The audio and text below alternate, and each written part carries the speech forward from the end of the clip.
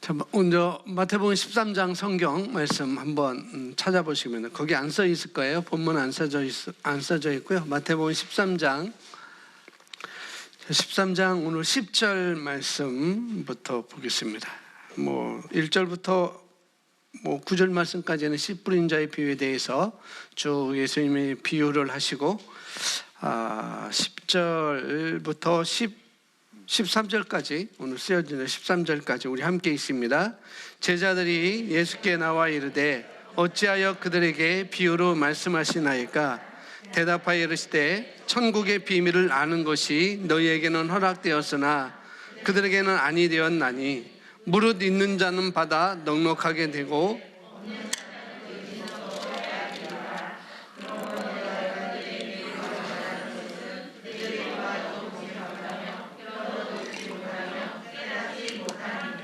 아멘.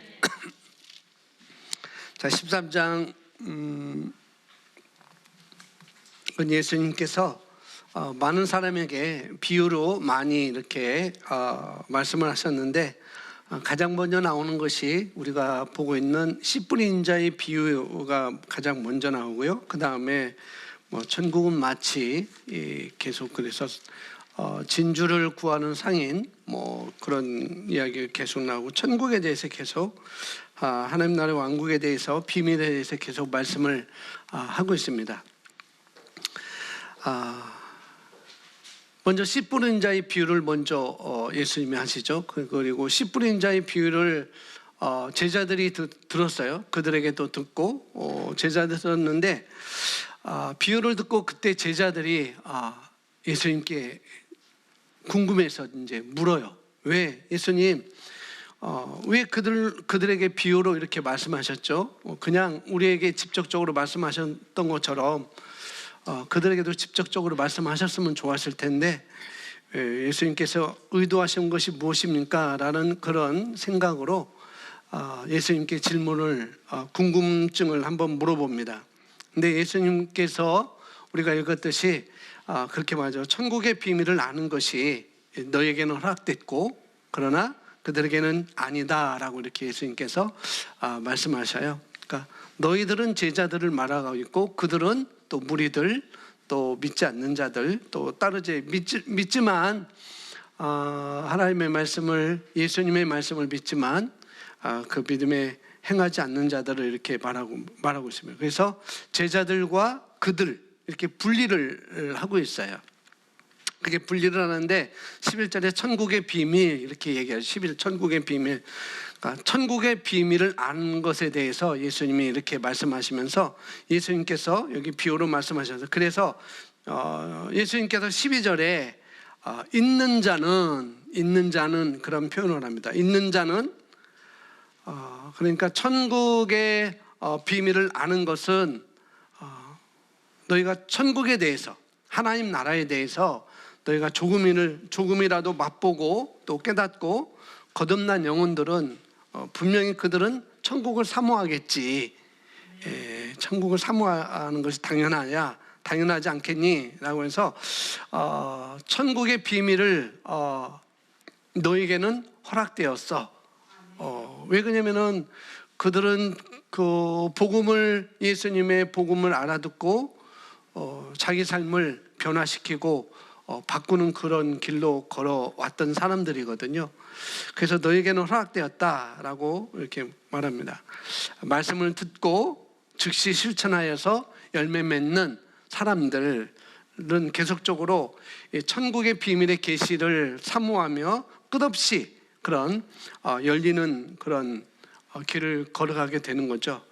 그러나 말씀을 듣고 1년이 되고 또 2년이 돼도 심지 않는 사람은 또 행동으로 옮기지 않는 사람은 또 생각을 바꾸지 않는 사람은 그 지식을 가지고 있음에도 불구하고 그 지식이 자기는 판단하지 않고 남을 판단하고 있는 사람은 바로 이런 사람들이 뭐냐면 가지고 있는 것도 다 빼앗기리라 라고 이렇게 말씀하고 있습니다. 듣긴 들었는데 그걸 들은 말씀을 실천하지 않고 심지 않고 행동으로 생각을 바꾸지 않고 행동으로 옮기지 않는 사람들은 너희가 가지고 있는 것도 다 빼앗으리라. 그렇게 말해요. 선국의 비밀을 다 알지 못하고 누리지도 못하게 될 거다라고 이렇게 예수님은 말씀하시면서 그 다음부터 또 15절 16절에는 다시 그 비유를 자세하게 풀어서 제자들한테 또 얘기를 해줍니다. 자, 다른 말로 표현하기를 여기 이렇게 말해요. 너희라는 단어가 써요. 너희를 그 다음에 있는 자, 너희를 있는 자로 표현하고 있고 저희를 없는 자로 이렇게 표현하고 있어요. 두 가지로. 그러니까 들을 귀를 갖고 보는 눈을 가진 너희는 계속 듣고 봄으로 점점 너희는 넉넉하게 될 것이지만, 그렇지만은 저희는 들을 귀도 없고 볼 수 있는 눈도 없으므로 점점 있는 것까지도 빼앗기게 된다. 이렇게 천국의 비밀을 그렇게 말하고 있죠. 믿음이 있는 자는 그 믿음을 기초로 해서 말씀을 듣고 또 그 믿음을 키우게 되지만, 반대로 믿음에 관심을 두지 않고 그 말씀을 듣는 것에 관심을 두지 않고 있음으로 말미암아 지금 있는 믿음까지도 마치 길가에 뿌려진 글씨 있는 것까지도 다 빼앗겨버리는 그런 것이 될 거라고 이렇게 경고를 하고 있는 것이죠. 그런데 이것은 법칙입니다.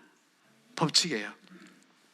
들을 귀를 갖고 보는 눈을 가진 너희는 계속 넉넉하게 될 것이지만, 보는 눈도 없고 들을 귀도 없는 사람은 있는 것까지도 다 빼앗기게 된다라고 이렇게 말씀하는, 이건 법칙입니다. 오늘 말씀이 그래서 하나님 나라의 재정 원리인데, 그 재정 원리, 새로운 피조물의 재정 사고방식은 어떠해야 되는가, 그걸 오늘 말씀을 함께 이렇게 보도록 하겠습니다. 자, 제가 읽어가면서 또 말씀을 나누도록 하겠습니다. 자, 신자들이 좋은 인생을 정죄하고 가난을 미워하는 하나님의 사람들은 하나님께서 우리에게 소유하라고 맡기신 이 땅 위에서 하나님처럼 다스릴 수 없을 것입니다. 그리스도인들이 좋은 인생을 정죄하거나 가난을 미워하는 한 우리는 하나님이 이 땅에서 정복하고 다스리라고 한 그 고난을 사용할 수 없습니다. 똑같이 반복을 하고 있는데요. 예수님께서 요한복음 10장 10절에 이렇게 말하죠. 도둑이 오는 것은 도둑질하고 죽이고 멸망시키는 것이지만, 그러나 내가 온 것은 뭐라고 그랬습니까? 생명을 얻게 하고 더 풍성히 얻게 하는 거야 라고 이렇게 말하죠. 그러니까 여기 나오는 대로 좋은 인생을 살도록 예수님이 오셨다는 거예요. 너희가 좋은 인생을 살아야 되지 않겠니? 좋고 아름다운 인생을 그러나 정죄하거나, 우리에게 이런 좋은 인생을 살도록 예수님께서 오셨는데, 그런데 너희가 좋고 아름다운 인생을 정죄하거나 돈이나 가난에 대해서 미화시키는 한, 그러니까 우리 교회 성도들은 이미 이 재정 원리나 심고 거두는 원리를 많이 들어왔기 때문에 이런 것에 대해서 조금 벗어났어요. 생각이 좀 많이 바뀌었습니다. 그런데 대부분의 기존 교회 교인들은 이거에 대해서 좋고 아름다운 인생을 정죄하거나 또 돈이나 가난에 대해서 미화시키는 그런 부분들이 많이 있다는 것이죠. 어디서 통해서 예수님께서 그런 말씀, 여우도 굴이 있고 공중의 새도 거처가 있지만 인자는 머리 둘 곳이 없어 라고 그 말 때문에 예수님도 이렇게 가난하게 사신 분이야. 그러니까 그리스도인들이 너무 욕심부리고 너무 부자가 되고 너무 가지려고 하는 것은 그건 잘못된 거야. 좋은 인생을 살려고 하는 것은 그건 잘못된 거야 라고 그렇게 돈에 대해서 가난에 대해서 그렇게 미화를 시켜버렸어요. 아주. 여러분, 우리가 그 풍성하고 부유하는 것을 그래서 정죄를 하죠. 예수님도 이렇게 살았고 예수님도 이렇게 말씀하셨는데 어떻게 그렇게 너희 욕심을 부리며 많이 가지려고 하고 많이 그렇게 하려고 하느냐라고 이 가난에 대해서 굉장히 미화를 시켜버렸습니다. 여러분, 역사를 우리가 좀 아셔야 됩니다. 여러분 사도행전 초대교회 보면은 초대교회 성도들은 굉장히 풍요 가운데 풍성한 가운데 사는 것을 사도행전 2장, 3장, 4장, 5장을 통해서 6장을 통해서 계속 사도행전을 통해서 계속 볼 수가 있습니다. 그리고 사도행전 마지막에도 사도 바울이 어떻게 우리의 삶이 어떻게 살아가야 풍성한 삶을 살 수 있는지조차도 사도행전 20장에서 이렇게 말씀을 하고 있거든요. 초대교회 성도들, 사도행전 교회 성도들 아주 풍성했고 부유했고, 그 다음에 그들은 또 뭐냐면 많이 주었던 사람들이에요. 그죠? 아나니아와 삽비라 그 전에 그들이 가지고 있는 사람들이 많이 주었던 삶을 사는 것을 우리가 성경을 통해서 볼 수가 있어요. 베풀고 나누고 심었던 사람들이 바로 초대교회 성도들이었죠. 그런데 중세시대 교회에 들어오면서 중시시대로 이렇게 교회가 넘어오면서 지금은 천주교이지만 그 당시 교회가 상당히 부유해지고 또 제도권의 권세를 가지게 되면서 소수의 기득권을 많이 가지게 되었어요. 교회가, 천주교가, 가톨릭이. 그렇게 되면서 이제 농로가 생기고요, 그 다음에 상공업자가 생기게 되었죠. 그 가운데 그 위에 있는 소위 교회, 천주교 신부들이, 고위 관리들이 농민들의 마음을 위로시키고자 폈던 것이 뭐냐면은 자신들의 경제적인 갭과 이런 상황들을 무마시키기 위해서 어떤 이론을 폈냐 하면은 가난이 거룩한 거야 라고 이렇게 그런 것을 폈어요. 교회가. 그 당시는 교회는 지금 개신교회가 아니고 천주교 카톨릭이라고 여러분이 아셔야 되겠어요? 가난이 거룩한 거다라는 이론을 펴기 시작했고 그것을 전파하기 시작했습니다. 그리고 그들만이 기득권을 가지게 되었죠. 그래서 그들만이, 여러분 지금 성경을 여러분 갖고 있지만 그 시대는 그들 성경조차 갖고 있지 못했었어요. 라틴어로 성경이 있어서 신부들만이 카톨릭 신부들만이 성경을 풀 수 있고 그렇게 됐습니다. 아무도 성경을 주지 않았어요. 그래서 그 당시 그렇게 이런 기득권을 그들이 가지게 되었죠. 그런데 중세 시대를 지나면서 흘러서 많은 사람들에게 하나의 종교 원리가 그게 되어버렸어요. 뭐가요? 가난이 거룩한 거다. 이게 종교의 하나의 원리로 이렇게 정착이 되는 거죠. 그런 사회 분위기 속에서 가난이 거룩하다는 분위기 속에서 이런 것들이 활용하거나 말하면, 아니야, 우리는 하나님께서 이렇게 좋은 거 주셨어, 우리는 많이 벌어서 많이 써야 되고 많이 베풀어야 되고 많이 심어야 돼 라고 이렇게 말하면은 어떻게 해요? 그것을 정죄하거나 문제시 될까 봐 많은 그리스도인들이 그걸 깨달았음에도 불구하고 저마다 자기 언어로, 다른 언어로 바꾸어서 책을 내고 소문을 퍼뜨렸던 것입니다. 그 중에 한 사람이 루터라는 종교개혁자가 이건 잘못된 거야, 이건 잘못된 거야, 우리도 풍요롭게 살 수 있고 일반 시민들도, 이런 농노들도 아주 가난하게 사는 것이 아니라 우리도 부유하게 살 수가 있어, 이 기득권이 가지고 있는 그런 삶을 우리도 살 수 있어라는 그런 반박문을 루터가 쓰게 된 것이죠. 여러 가지 있겠지만 95개 반박문이 있었지만은 그 중에 이런 부분도 속해 있다는 거죠. 모든 사람이 하나님의 자손이라면, 하나님의 백성이라면, 그리스도를 믿는 사람들이라면 모든 사람이 가난하게 살 필요는 없다. 루터가 그걸 깨닫게 된 것이죠. 그런데 그럼에도 불구하고 이것이 정죄시 될까봐, 문제시 될까봐 직접적으로 말하지 못하고 자기 언어로, 다른 언어로 이렇게 바꿔서 책을 펴내고 소문을 퍼뜨렸어요.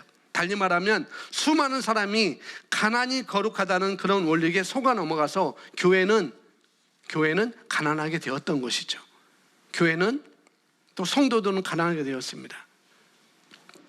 그런데 여기 보시면은 하나님은 자신의 꿈을 우리에게 맡기셨습니다. 그 꿈이 뭐냐? 예수님을 통해서 요한복음 10장 10절에 말씀하신 것. 그뿐만 아니라 하나님의 꿈은 창세기 1장 28절에 아주 정확하게 문화 명령으로 말씀하셨죠. 정복하고 다스리고 생육하고 너는 번성하여.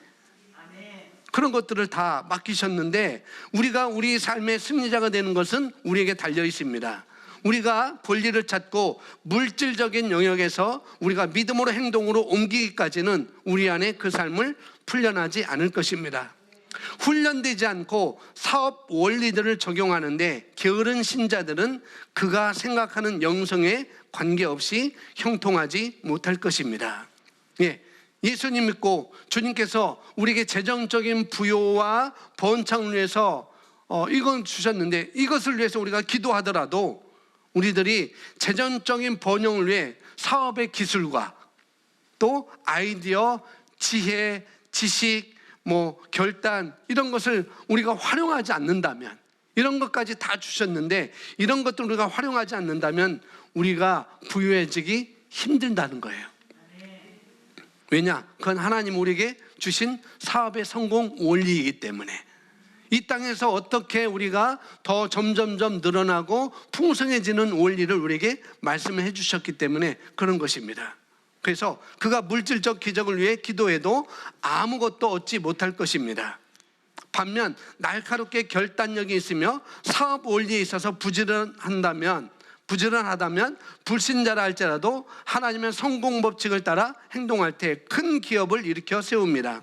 하나님은 비를 이 땅에 내리실 때 믿는 자이든 세상 사람이든 모두에게 그 유익을 얻도록 하셨습니다. 그 말씀이 마태복음 5장 45절 말씀입니다. 함께 있습니다. 이같이 시작.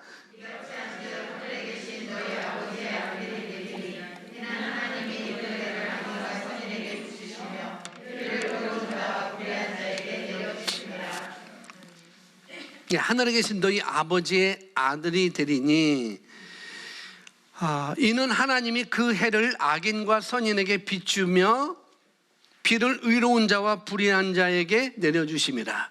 이 말씀 무슨 말씀인지 아시죠?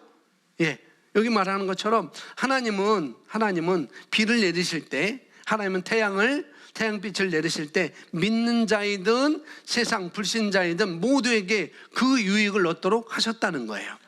마태복음 5장 45절에 말씀하고 있죠. 그래서 불신자라 할지라도 그 원리를 따라 자기를 개발시키고 사업의 기술을 보완하는 사람은 반드시 성공하게 되어 있어요. 달리 말하면 하나님으로부터 이런 합법적으로 부여해 줄 수 있는 권한과 권세를 부여받은 우리인데 재정을 취할 수 있고 얻을 수 있는 원리와 방식을 배우고 우리가 부지런하게 배우고 준비하지 않는다라고 한다면 그걸 우리는 누릴 수 없다는 거예요. 우리에게 그런 것이 다 준비되어 있고 예비되어 있지만 우리가 준비하지 않고 부지런하고 성실하지 못하고 그런 것을 준비하지 않는다면 하나님께서 주신 그 꿈을, 그 풍성과 번성의 꿈을 우리는 누릴 수 없다는 것입니다. 그래서 우리들도 부지런하셔야 돼요. 그리고 우리가 배워야 됩니다. 투자하셔야 되고요. 적극적으로 취하셔야 됩니다. 그리고 심으셔야 돼요. 그리고 나눠줘야 돼요. 아멘. 하나님은요, 여기 말하는 것은 비를 불신자나 하나님 자녀 모두에게 다 공이 똑같이 내려주십니다.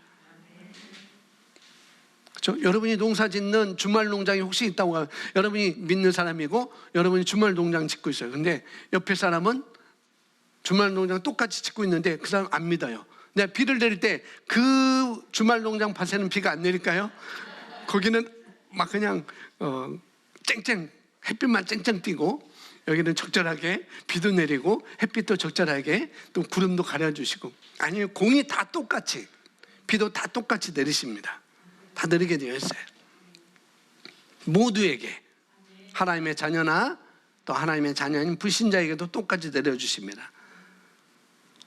이 땅에 있는 모든 사람이 모두가 맑은 공기를 다 마시고 또 모두가 씨를 뿌려서 파종을 거두게 하시는 것이 바로 하나님의 성공 원리이십니다. 이게 하나님의 은혜예요. 우리 모든 사람에게 이걸 베풀어 주는 거. 그런데 믿지 않는 사람들 오히려 씨를 많이 뿌려요. 신기하게도 오히려 농작물을 더 크게 농장을 가꾼다든지 그럽니다. 참 아쉽잖아요. 어찌 보면 하나님을 사랑하는 자녀에게, 우리 주님이 사랑하는 자녀에게 이걸 뿌리라고 주신 것인데, 이것을 심으라고 주신 건데, 이렇게 너희도 투자해라, 심고 거두어라라고 하신 것인데, 그런데 저도 마찬가지고요, 우리 교회도 마찬가지고, 개인도, 우리 집사님도 권사님도 사업가도 다 마찬가지입니다. 가난한 사람은, 잘 들으세요, 가난한 사람은 적게 뿌리는 사람들이 가난해요. 왜 가난한가? 여러분 아셔야 돼요. 내가 적게 뿌리기 때문에. 부유한 사람은 많이 뿌리는 사람이 부유해집니다. 아멘. 이게 하나님의 법칙이에요. 이게 하나님의 법칙. 제가 한 3주 전, 4주 전부터 제 핸드폰에 포켓에 이걸 꼭 갖고 다녀요. 그리고 이걸 봅니다. 이분은 정말 이런 금액의 헌금을 할 수 있어요. 할 수 있는데 정말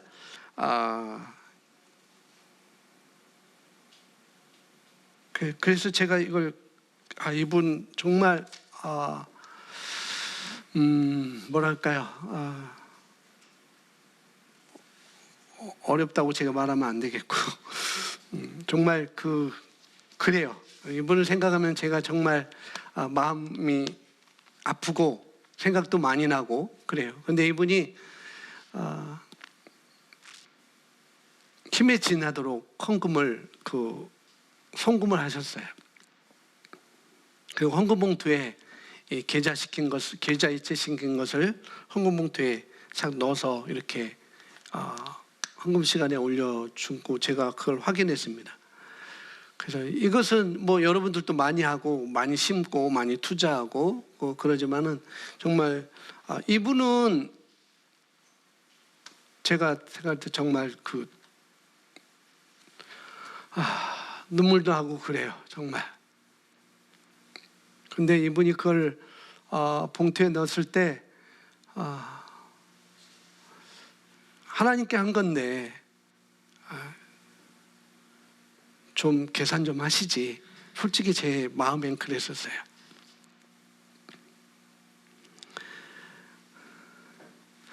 왜 이분이 왜 이렇게 했을까 또 생각도 하고요. 왜냐하면 부유한 사람들은 많이 뿌리는 사람들이 부유한 것입니다. 결코 생활이 넉넉하지 못하지만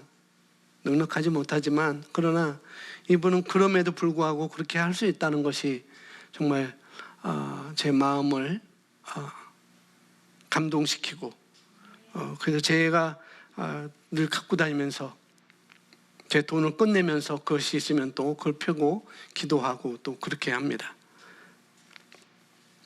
자, 이사야서 30장 23절 말씀인데요. 이사야서 30장 23절 우리 함께 읽습니다. 시작. 내가 땅에 뿌린 종자에게 주께서 비를 주사 땅이 먹을 것을 내며 곡식이 풍성하고 기름지게 할 것이며 그날에 내 가축이 광활한 목장에서 먹을 것이요. 아멘. 보세요, 말씀. 누가 뿌렸다고요? 누가 뿌렸어요?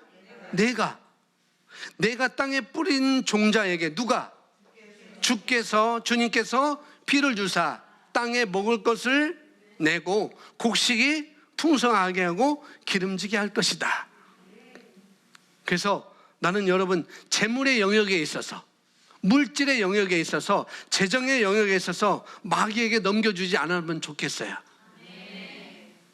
우리에게 하나님께서 주신 것인데 아담과 하와처럼 그냥 넘겨줄 필요는 없잖아요. 넘겨줌으로 인하여서 그들이 이마에 땀이 흘리고 노력해서, 그렇지만은 여전히 그럼에도 불구하고 땅에서는 가시와 엉겅퀴를 낼 것이다 라고 이렇게 말씀하셨잖아요. 그래서 여러분들 재정에 대해서, 물질에 대해서 마귀에게 넘겨주지 않으면 좋겠습니다. 우리 교회 성도들이 기본적으로 지금보다 배 이상 월급도 받고, 아멘. 월 뭐 1,000도 벌고 연봉 10억도 되고 사업하시는 분들은 월 10억 이상 매출이 일어나고 순매출이 일어나고 정말 그랬으면 좋겠어요. 목사님 무슨 사심이 있는 건가? 저 그냥 없습니다. 사심이 없어요. 여러분 정말 그렇게 진짜 됐으면 좋겠습니다. 여러분 행복했으면 좋겠어요. 아멘. 진짜 선한 일에 여러분 마음껏 쓸 수 있는, 마음껏 쓸 수 있을 만큼 여러분이 부자가 되십시오. 아멘. 이건 우리가 예수님이 어떻게 여우도 굴이 없다고 그랬는데 그런 거 필요 없어요. 아니에요. 그건 아니에요. 예수님은 그 당시 어떤 사람들한테 그 말을 한 거예요. 우리에게 주신 말씀이지만은 그러나 우리가 여기서 예수님의 의도를 우리가 잘 알아야 돼요.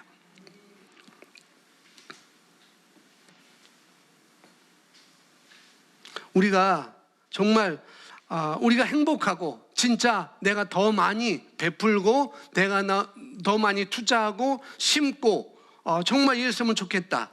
이것이 여러분이 부담이 되시면 안 돼요. 부담이 되시면 안 됩니다. 그런 사람은 부유해질 수가 없습니다. 그렇다고 해서 제가 여러분이 적게 벌거나 가난한 사람이 저주를 받았다 그런 얘기는 또 아니에요. 정말로. 또 그렇게 이상하게 비약하지 마시고 이것도 선택이라는 거예요. 선택. 하나님은 모든 사람, 아까 봤죠? 마태복음, 하나님은 모든 사람에게 비도 똑같이 내려주시고 파종을 할 수 있는 씨앗도 주셔야. 아멘. 근데 그걸 누가 심는가? 내가 심는 거야. 내가 땅에 뿌린 종자에 내가 심는 것입니다. 그러니까 하나님이 심어주시는 게 아니에요. 절대적으로. 하나님 제발 저를 부자로 만들어 주시옵소서 라고 해서 하나님은 그렇게 우리를 해주는 분이 아닙니다. 그것은 내가 해야 돼요. 아무리 여러분이 큰 소리로 부르짖고 통곡한다 할지라도 하나님은 그렇게 들어주지 않습니다. 하나님은 그렇게 부자를 우리가 안 만들어줘요. 그건 하나님의 법칙입니다. 하나님은 정확하게 영혼유 모든 부분 속에서 정확한 법칙 또 원리를 우리에게 주셨어요. 내가 땅에 파종해야, 내가 땅에 심어야 주께서 그것을 거두게 하신다는 것. 자, 이어서 보시면 밭을 갈고 심지 않는 자는 그가 자기 생각에 영적이며 기적의 수확을 위해 많이 기도할지라도 가난하게 될 것입니다. 밭을 갈고 씨앗을 심는 자는 비신자라 할지라도 풍성한 수확을 거두게 될 것입니다. 당신이 당신 주변과 환경에 대해 긍정적 욕망을 가지게 되면 둘러싼 환경과 조건은 당신에게 순응할 것입니다. 하나님이 당신의 삶에 그분의 풍성함과 선하심이 사실이 되도록 훈련하게 할 것입니다. 믿는 자에게는 능치 못할 일이 없습니다. 그러나 오늘까지 대부분 그리스도인들이 물질적 형통을 선택한 적이 없습니다. 대부분. 자, 따라합시다. 내가 뿌린 종자에게 주께서 부를 주십니다. 내가 뿌린 종자에게 주님께서 부를 주십니다. 아멘. 그렇게 믿으십니까? 예. 여러분, 영적이라는 게 뭘까요? 여기에 나왔는데 자기 생각에 영적이라고 생각하고 기도를 해도 내가 기도한 건 영적인 거야, 영적인 거야 라고 기도를 해도 뭐예요?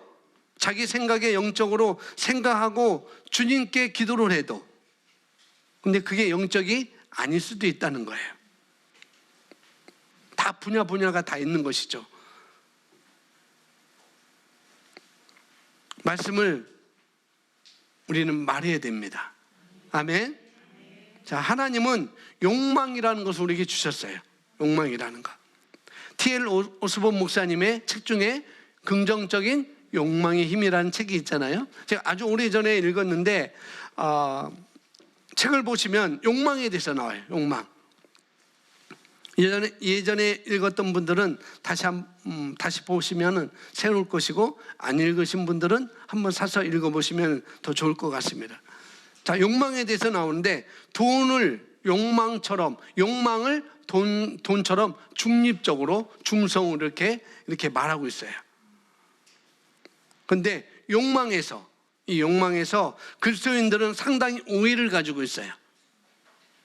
욕망 자체를 그리스도인들이 정죄한다는 거예요.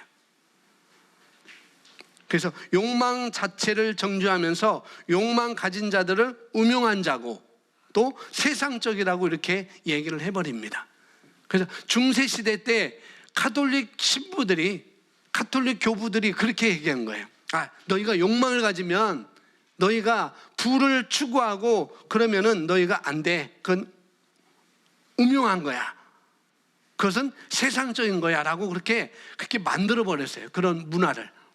그리고 자기들은 그 욕망을 갖고 그런 부를 쟁취하고 그렇습니다. 근데 그것은 잘못된 접근인 것이죠.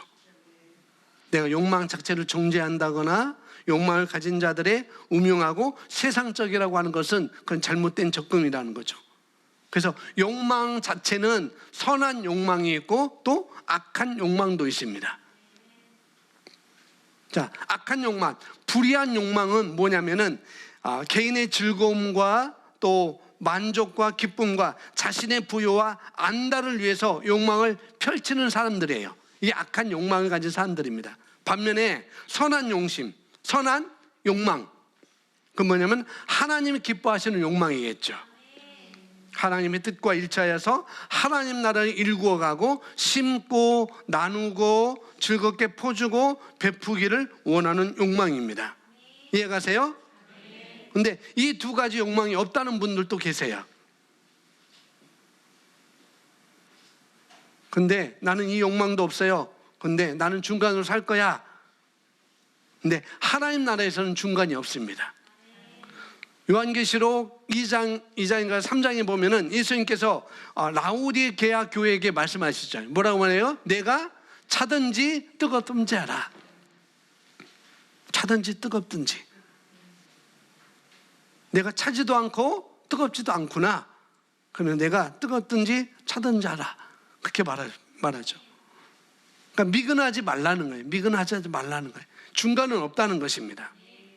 자, 보시면은 중간에 보면 하나님은 그분의 뜻을 그분의 자녀들이 행하도록 축복하고 사용하도록 하기 위해서 이 유성의 물질적 부를 두셨다는 것을 우리는 믿습니다. 하나님은 모두에게 선택권을 주셨습니다. 가난인가 아니면 부요인가 선택권을 주셨어요. 여러분이 그냥 가난으로 살겠다 하면 그렇게 선택하시면 됩니다. 대신 다른 사람을 정죄하지 마세요. 부유하겠다라는 사람은 부유함을 택하십시오. 법칙을 따라 움직이시면 돼요. 아멘. 자, 이어서 보면 물질적 소득의 중요성보다 더 중요한 것이 바로 하나님의 피조물로서 중요성을 강조하려는 것입니다. 마태복음 6장 33절 그것이 뭔지 말씀하고 있습니다. 함께 있습니다. 먼저 그의 나라와 그 일을 구하라. 이 모든 것을 너에게 더하시리라. 아멘. 그리하면 이 모든 것을 너에게 더하여 주시리라. 그래서 부정적 욕망은 보통 재정적인 형통이나 개인적인 행복 같은데 초점을 맞춥니다. 그러나 긍정적 욕망은 말씀이 말하는 성취를 가져오고 누립니다. 다르죠, 서로. 그래서 물질적인 소득의 중요성보다 여러분이 새로운 피조물이기 때문에 재정에 대한 영역은 반드시 우리가 정복해야 돼요. 물질적인 것은 반드시 정복해야 됩니다. 새로운 피조물이기 때문에, 새 언약의 사람이기 때문에 여러분 그것에 대해서 확실히 작정하셔야 돼요. 대신 그 부여가 뭐다? 먼저 그의 나라와 의를 구하는 거라는 거예요. 이게 사고방식이 돼야 됩니다. 또 많이 나누고 베풀기 위해서, 온갖 선한 일을 하기 위해서 하나님의 마음껏 부어주신다는 그분이라는 것을 우리가 고린도후서 9장에서 우리에게 잘 말씀해 주고 있습니다. 여러분 고린도후서 9장 말씀은 여러분이 8장 말씀과 9장 말씀을 여러분이 잘 받으셔야 돼요.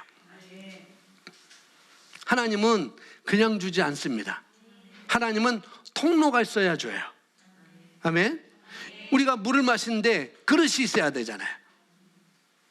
목사님 수도가에서 입만 벌리면 나오는데요. 그럴 수 있어요. 왜? 공원 가면 틀면 나오잖아요. 근데 기본적으로 우리가 집에서 물을 먹을 때는 그릇이 있어야 돼요. 통로가 있어야 됩니다. 하나님께서 우리에게 부여를 주시는데 그 통로는 뭐예요? 심는 씨앗들이라는 거예요. 내가 씨앗을 심어야 하나님은 우리에게 부여라는 부라는 그런 것을 주십니다.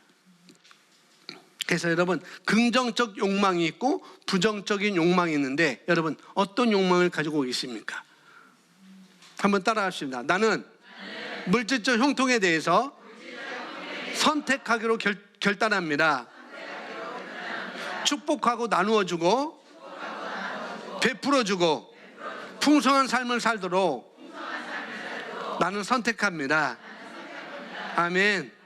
그래서 가난과 부에 대해서 하나님 우리에게 선택권을 주셨습니다. 그럼 여러분이 선택하는 것입니다. 이 시간 여러분 선택하십시오. 여러분이 부해지면 더 많이 나누시고 베풀고 쓰시면 돼요. 여러분을 위해서 쓰셔야 돼요. 아멘. 그냥 쌓아두지 마시고 쓰셔야 돼요. 근데 너무 쓰면 또 안 돼요. 자신만을 위해서. 그게 바로 부정적인 욕망인 것이죠. 우리가 그래서 부자는요, 부유한 마인드를 가지고 있는 사람들이 부자예요. 돈을 많이 가진 사람이 부자가 아니라는 것을 여러분이 아셔야 됩니다. 근데 그리스도인들 가운데 그렇게 돈이 많이 벌어도 불쌍한 사람들이 많이 있는 걸 볼 수가 있어요. 참 불쌍한 사람들이 많아요. 하나님의 의도가 있습니다.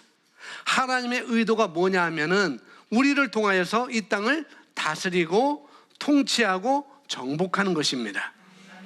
그런데 선악을 알게 하는 나무 열매를 먹음으로 말미암아 죄악에 빠지게 되었죠. 그래서 어떻게 해요? 여러분, 재물에 대해서도 저주가 임했어요. 재물에 대해서도 먹고 마시는 것에 대해서도 저주가 임했죠. 그 재물의 저주 때문에 모든 사람이 힘겨웠습니다. 그런데 예수로 말미암아 저주에서 우리를 다 깨쳤습니다. 아멘. 예수님이 십자가에 못 박혀 죽으시고 살아나심으로 재물의 권세를 우리에게 다시 가져오셨어요.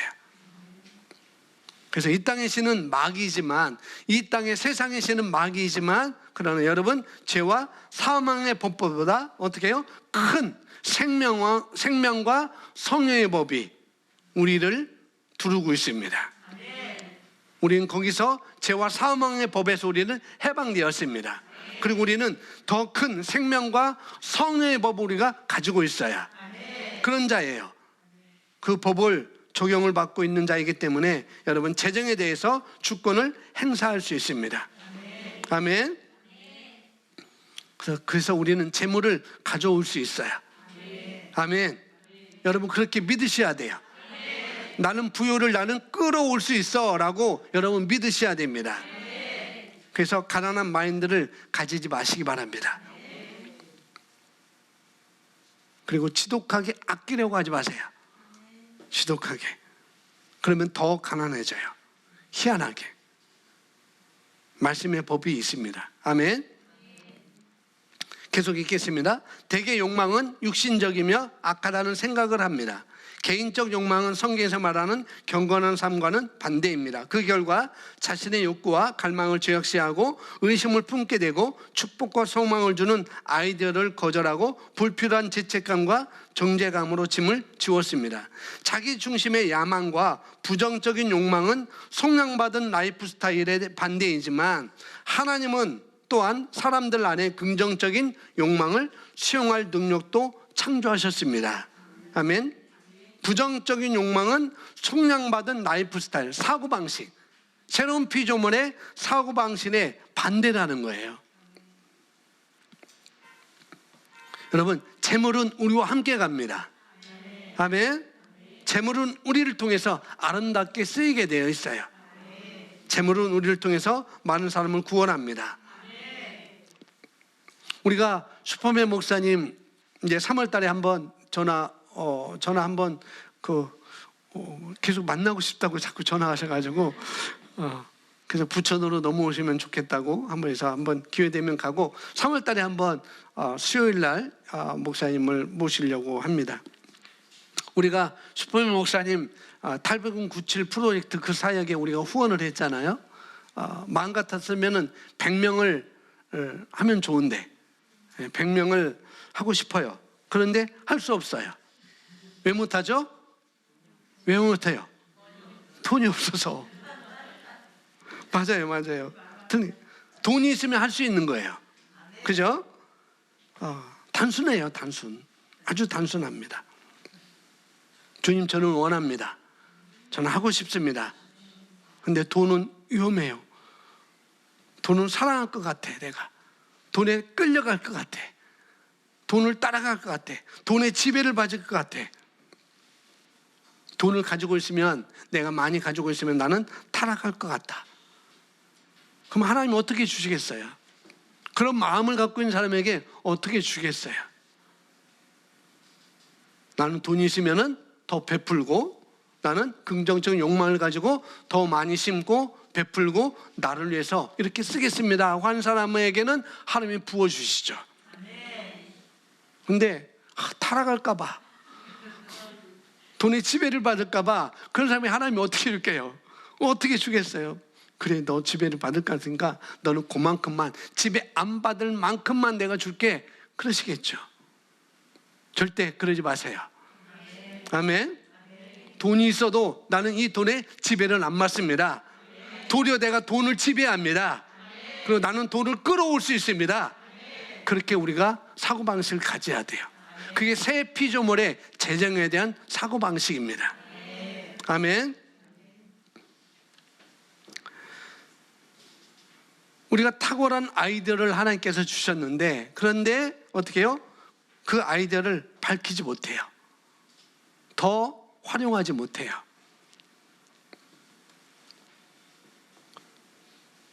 왜? 자기는 돈을 밝히는 사람으로 정죄당할까 봐. 그렇습니다. 지금까지 교회 역사가 그랬습니다.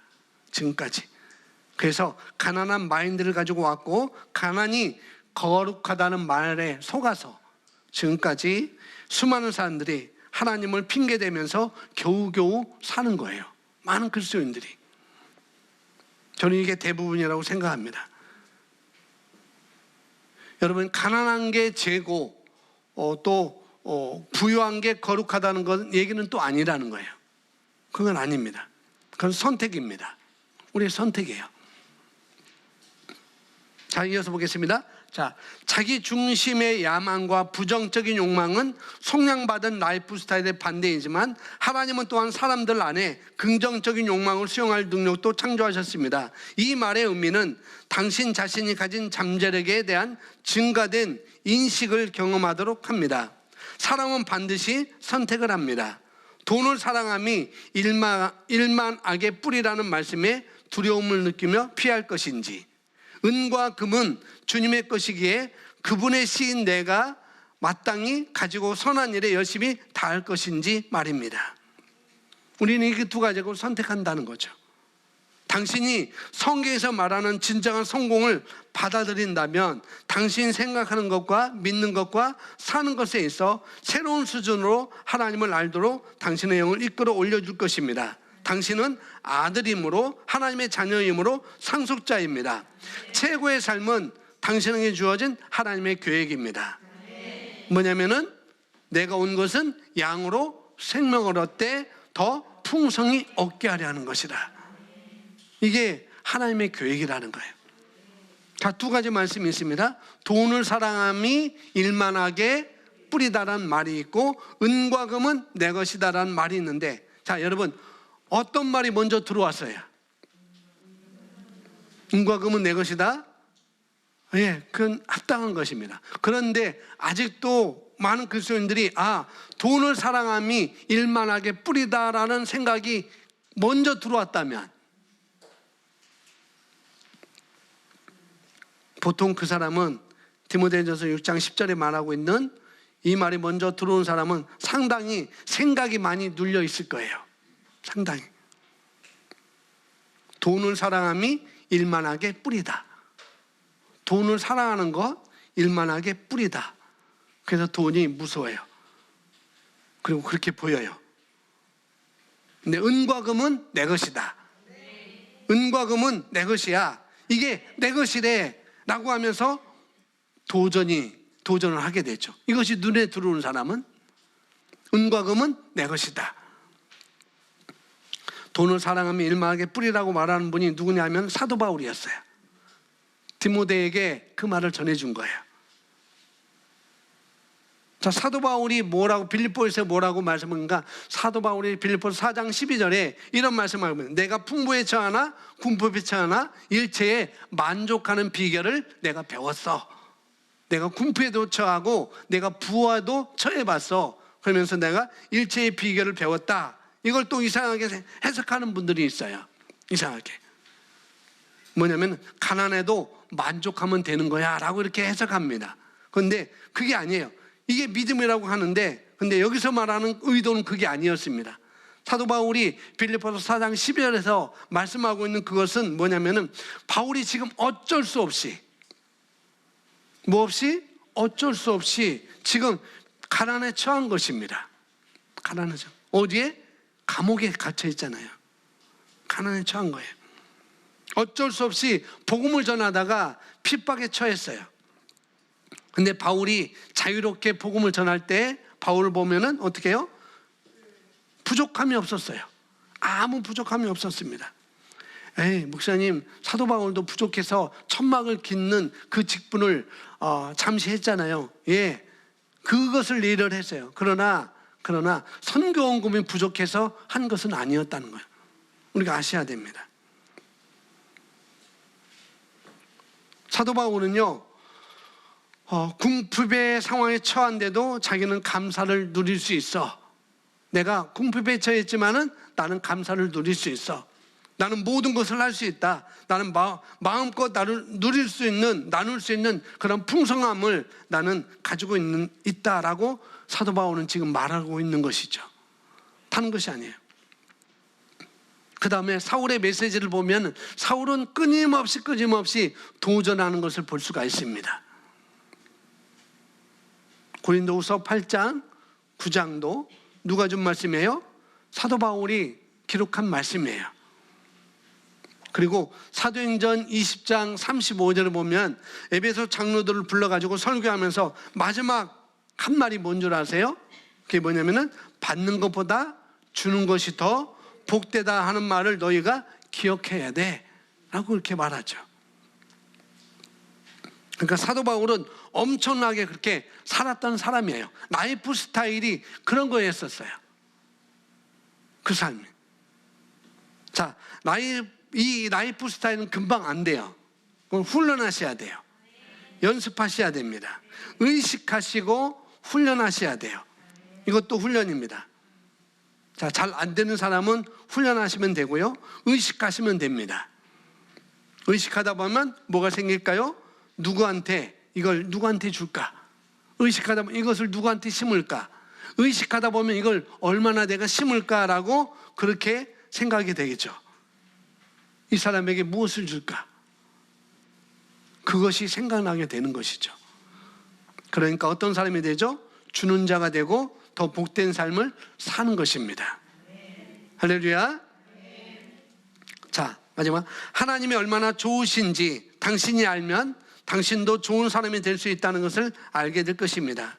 하나님이 얼마나 부유하신지 당신이 알면 당신은 나누는 것을 좋아하는 부유한 사람이 된다는 것을 알게 될 것입니다. 평범한 아이디어가 아닌 탁월한 아이디어를 얻을 것입니다. 무허가 주택이나 전전긍긍하는 삶이 아니라 믿음으로 다스리는 편을 선택할 것입니다. 아멘. 예, 여러분 살아갈 수 있는 그런 그림, 여러분 나는 어떻게 살아갈 거야 라고 하는 그런 그림, 그 다음에 그런 건축물들을 지금부터 여러분이 하시는 거예요. 지금부터 정하십시오. 그리고 투자하십시오. 그리고 발걸음을 내디뎌야 돼요. 여러분이 원하고 열망하면 기회가 오게 되어 있습니다. 그 기회를 여러분이 잡으시면 됩니다. 아멘. 임대주택에 사시는 분들, 또 있을 수도 있고 여러 가지 있을 것입니다. 그러나 그걸로 여러분 만족하지 마세요. 아멘. 그건 지나갑니다. 우리 김한 전사님이 경제교육을 받을 때 처음에 쓴 게 나는 18평. 그게 한 3년 전인가 나는 집을 갔는데 아파트 갔는데 18평 썼어요. 그런데 경제교육 하시는 그분이 뭐냐면은 너무 꿈이 작다는 거예요. 33평 써도 된다고. 그래서 바꿔버렸어요. 그리고 그 꿈을 위해서 투자하고 도전하고 끊임없이 가고 있어요. 우리에게 그것이 필요합니다. 아멘. 여러분 발걸음을 내디디면 됩니다. 아멘. 그래서 내가 지금 현재 살고 있는 그것에 만족하지 마시고 더 풍성한 것을, 더 부유한 것을 그림을 그리고 살아가시 바랍니다. 아멘. 여러분 좋은 물건을 살 수 있는 또 그런 사람들이 있어요. 새 피조물의 재정에 대한 사고방식이 또 하나 뭐냐면은 나는 남들보다 싼 가격에 좋은 걸 샀어 라는 그런 사고방식이 있는데 그 사고방식은 버려야 돼요. 우리는 좋은 가격에 좋은 것을 살 수 있는 우리는 그런 자입니다. 아멘. 아주 단순한 거지만은 그게 우리에게 가질 수 있는 합당한 것입니다. 그래서 남들보다 싼 가격에 좋은 걸 샀다고 좋아하지 마십시오. 여러분 좋은 물건을 살 수 있는 가격대를 가진 그런 부자로 사는 것이 합당합니다. 아멘. 그리고 공짜 좋아하지 마시고 새로운 피조물의 재정 사고 방식은 공짜를 좋아하지 않는다. 너무 공짜를 좋아하지 마십시오. 교회에서 공짜 주는 것을 좋아하지 마시고 우리 교회는 공짜 주는 것도 없지만 절대 좋아하지 마십시오. 왜? 우리에게는 승리하는 삶이 보장되어 있고 우리는 다스리는 삶이 보장되어 있고 우리는 번성하는 삶이 우리에게 보장되어 있어요. 그래서 우리가 알아야, 여기 말하죠, 하나님이 얼마나 좋으신지 내가 알면 우리도 좋은 사람이 될 수 있다는 것을 알게 될 것입니다. 그러니까 우리가 알아야, 내가 알아야, 하나님이 예비하신 것이 무엇인지 확고하게 내가 알아야, 새로운 피조물의 사고방식이, 재정은 어떤 삶인지 내가 확실하게 알아야 그 삶을 내가 살고 그것을 또 나눠주고 베풀고 살 수가 있다는 거예요. 그걸 우리가 주장하고 그걸 내 것으로 실행할 수가 있습니다. 그리고 그것보다 더 낮은 차원의 것이 만족하지 않고 나는 이런 삶인데 나는 이런 낮은 차원이야, 그 낮은 차원의 삶에 만족하지 않고 우리가 전진할 수 있습니다. 하나님의 말씀을 믿는 믿음으로 말미암아 여러분 마주친 상황을 바꾸는 그런 권세를 우리가 활용할 수 있게 되는 것이죠. 자, 고린도후서 9장 8절 확대 번역 성경으로 제가 써놨는데요, 함께 읽습니다. 하나님께서는 시작.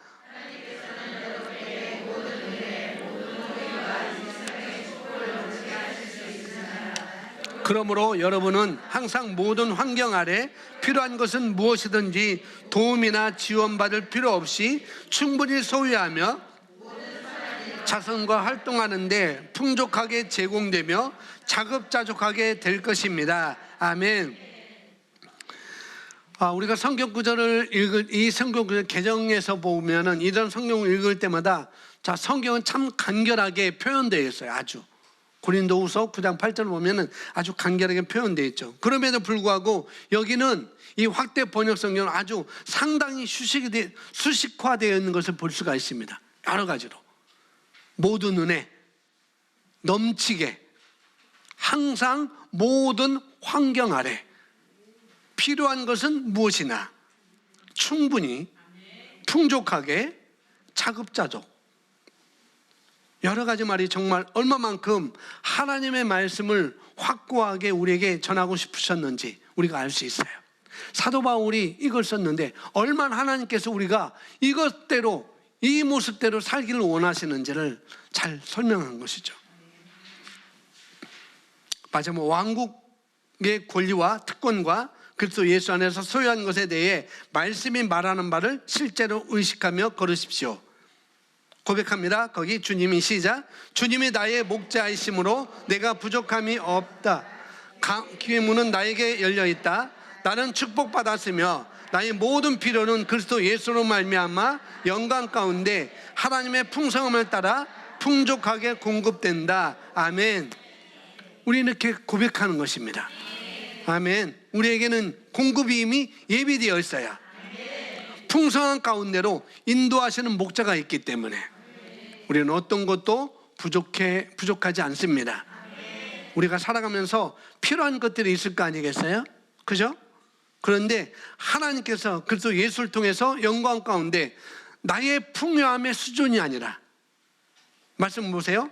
나의 모든 필요는, 맨 밑에 줄, 나의 모든 필요는 그리스도 예수로 말미암아 영광 가운데 나의 풍성함을 따라가 아니고 누구의 풍성함을 따라? 예, 나의 풍요함의 수준이 아니라. 감사하죠. 와, 그분의 풍성함, 그분의 풍성함은 너무나 대단하죠. 금도 내 것이고 은도 내 것이고 모든 것이 내 것이다. 모든 것을 줄 수 있는 그분의 풍성함으로, 그분의 풍성함을 따라 우리의 모든 필요를 채우십니다. 아멘. 그래서 하나님 나라의 재정 원리, 새 피조물의 재정 사고방식은 먼저는 공급과 풍성함에 의식하는 삶이에요. 공급자, 그 다음에 풍성함을 내가 의식하는 것입니다. 바로 그것이 우리 부여를 이끌어요. 풍성하다는 것, 공급자가 있다는 것, 그걸 내가 의식할 때 우리를 부유와 그런 부로 우리를 이끌죠. 하나님께서 구원하신 그 구원의 패키지 안에 있는 주신 모든 것이 치유도 있고 부유도 있습니다. 가난으로부터 우리를 해방하셨고 우리를 부유하게 살 수밖에 없어요. 구원의 패키지 안에 들어있기 때문에. 그래서 우리가 그것을 먼저 인식하셔야 됩니다. 나는 이런 삶을 살 수 있어, 나에게 이런 것이 주어졌어라고 먼저 그것을 인식하시고, 두 번째는 우리가 하나님의 감동을 따라, 하나님의 말씀을 따라, 믿는 그 믿음을 따라 어떻게 해요? 성경의 원리를 따라 성경의 원리를 배우고, 때로는 11조와 헌금을 또 심고 거두는, 주고받는 법, 이런 것도 우리가 실천한다면 우리 삶의 증가, 배가 된 부요가 점점 그게 나타날 것입니다. 먼저는 나는 이런 자라는 것을 의식하시고 인식하시고, 그렇게 인식하셨다면 우리는 이제는 실천하며 사는 것이죠. 그때 우리는 배가 될 것이고 증가될 것이고, 더 번성함이 영광에서 영광으로, 능력에서 능력으로, 더 풍성에서 풍성으로 더 전진할 것입니다. 아멘. 우리가 그렇게 사는 것이에요. 여러분 부유한 자입니까? 여러분 가난한 자입니까? 예. 여러분 인생이 앞으로 어떻게 될 것 같아요? 그냥 그대로 갈 거예요? 선택하십시오. 그럼 언제 부유하게 될 거예요? 언제? 그리고 언제 그 기회를 여러분이 잡을 것입니까? 그런데 모든 기회는 열려 있습니다. 아멘. 그때마다 여러분이 말씀을 따라 믿음으로 행동하시면 돼요. 기회는 그때만 다 있습니다. 아멘. 자, 저를 따라 고백하십시오. 여호와를 기뻐하라. 저가 내 마음의 소원을 이루어 주시리라. 나는 성실합니다. 나는 지혜롭습니다. 나는 심는 자입니다. 나는 취하는 자입니다. 나는 남반우합니다. 나는 구하는 자입니다. 나는 찾는 자입니다. 나는 두드리는 자입니다. 아멘. 여러분이 원하는 바를 믿음으로, 약속한 바를 믿음으로 시인하고 고백하시고 감사하시기 바랍니다. 아멘. 우리 함께 다시 같이 기도하겠습니다. 오늘 새로운 피조물의 사고방식, 재정에는 사고방식, 딱 이것만 생각하면 돼요. 공급함과 풍성함은 내게 있다는 것 의식하는 것입니다. 그렇게 의식 같다면은 기회가 올 때마다 그것을 내가 심고 나눠주고 베푸는 그런 삶을 우리가 사는 것입니다. 그러면은 번성함은, 부는 우리에게 더 점점 크게 다 나타난다는 것을 의식하시고 그 삶을 사시면 되겠습니다.